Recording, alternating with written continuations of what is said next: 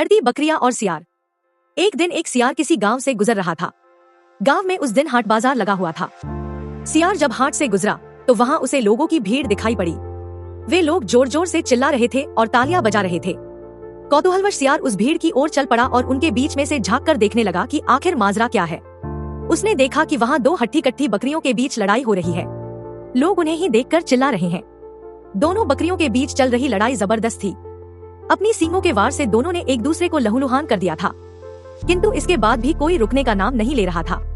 उनके शरीर से बहता हुआ रक्त सड़क पर फैलने लगा था। ताजे रक्त की महक जब सियार के नथुनों तक पहुंची तो उसकी लार टपकने लगी। वह खुद को रोक नहीं पाया और रक्त को चाटने लगा। रक्त को चाटते चाटते वह बकरियों के नजदीक पहुंच गया। उसके मुंह में बकरियों के रक्त का स्वाद लग चुका था। अब उसका लालच और बढ़ गया।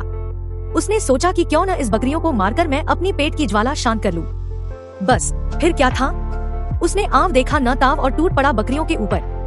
बकरियां हट्टी कट्टी और बलशाली थी, ऊपर से बहुत देर से लड़ते रहने के कारण तैश में भी थी। सियार के अड़ंगे ने उनका क्रोध भड़का दिया और उन्होंने सियार को ऐसी पटकनी दी कि वह चारों खाने चित हो गया।